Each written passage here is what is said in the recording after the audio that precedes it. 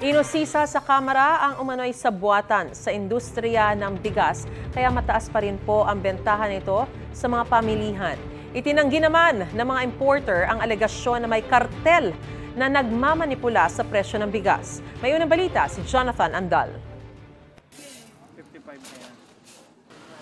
Naglalaro sa 40 hanggang 64 pesos ang kada kilo ng imported na bigas sa merkado, depende sa klase. Base sa latest monitoring ng Department of Agriculture, mataas pa rin ang presyong yan kahit pa may oversupply ngayon ng bigas at kahit pa binawasan ng taripa ng 20% simula Hulyo. Kaya hinala ng mga kongresista, may sabwatang nangyayari sa industriya ng bigas.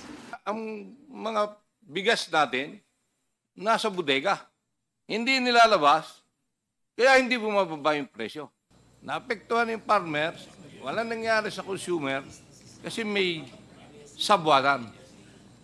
May kartel na nangyayari. Parang meron nga pong connivance sa ating po mga government agency kung bakit hindi po natin nami-meet yung target natin na ibaba po talaga natin yung presyo po ng bigas. The farm gate price went down. The landed cost went down. Should translate to lower retail, pero hindi po yun yung nangyari. Sa pagdinig ng Quinta Committee ng Kamara, itinanggi ng 10 pinakamalalaking importer ng bigas sa Pilipinas ang alegasyong may kartel umano na nagmamanipula sa presyo ng bigas. Wala kaming kartel, hindi kami nagpa-profiteering.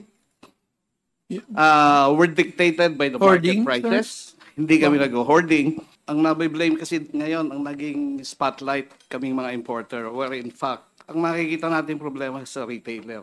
Sabi ng Bureau of Customs, pagdating ng imported na bigas sa bansa, nasa 33 pesos kada kilo ang presyo nito o yung tinatawag na landed cost. Kukunin ito ng importer at sabi nila, ibinebenta ito sa wholesaler ng 35 to 40 pesos. Pagdating sa wholesaler, ibebenta naman ang bigas sa dealer bago makarating sa retailer sa palengke. Niloloko tayo somewhere else eh. Nakita, sinabi na ng customs 33, sinabi na nga ng wholesaler 35 to 40 ang benta niya. Bakit sa palengke na 50? Ang isang malaking rice importer muntik pang makontempt. 1 bilyong pisong halaga kasi ng bigas ang kanyang inangkat ngayong taon pero hindi masabi kung magkano ang kanilang kita. Imposible, sir, na hindi nyo alam kung magkano ang kita nyo. Yung wife ko na po kasi ang nag-compute doon. Maluwag po ang ating detention facility, Mr. Chair. Sabi po ako ng totoo. I think you are lying. Itong pinagtatakahan natin na bakit ang taas-taas ng presyo at walang kinalaman ng importer, hindi ko matanggap yan, Mr. Chair. May I now request AMLA, Mr. Chair, to check the financial records and transactions of all these top importers. Hindi naman masabi ng Department of Agriculture kung may kartel ba sa bigas. I cannot categorically say na meron kasi hindi naman mandato ng DA masabi nun. Itong unang balita, Jonathan Andal para sa GMA Integrated News.